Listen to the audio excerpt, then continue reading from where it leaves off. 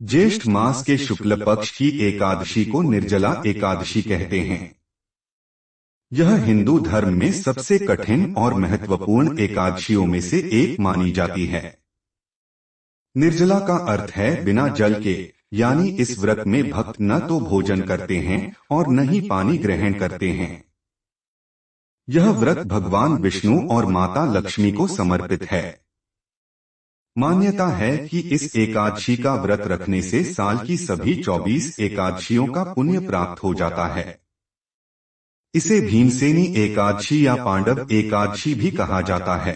निर्जला एकादशी व्रत कथा। पौराणिक कथा के अनुसार एक बार पांडवों में से सबसे बलवान भीमसेन को यह चिंता सताने लगी कि वे भगवान विष्णु का अपमान कर रहे हैं, क्योंकि वे अपनी तीव्र भूख के कारण सभी एकादशियों का व्रत नहीं रख पाते थे।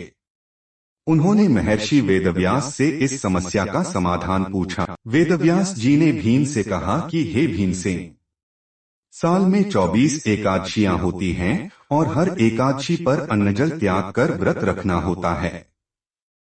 यदि तुम सभी एकादशियों का व्रत नहीं रख सकते तो ज्येष्ठ मास के शुक्ल पक्ष में आने वाली निर्जला एकादशी का व्रत रखो। इस एक व्रत को करने से तुम्हें साल भर की सभी 24 एकादशियों का पुण्य प्राप्त हो जाएगा। भीमसेन ने महर्षि वेदव्यास की सलाह मानकर इस कठिन व्रत को पूर्ण भक्ति और दृढ़ता के साथ रखा। उन्होंने पूरे दिन और रात बिना अन्न और जल के उपवास किया। व्रत के अगले दिन द्वादशी को सूर्योदय होने पर भीम का शरीर कमजोर पड़ने लगा और वे मूर्छित हो गए। तब पांडवों ने भीम को तुलसी दल, गंगाजल और पंचामृत पिलाकर उनमें ऊर्जा भरी। इस प्रकार भीम ने इस व्रत के नियमों का पालन किया और भगवान विष्णु की कृपा से सभी पापों से मुक्त हो गए।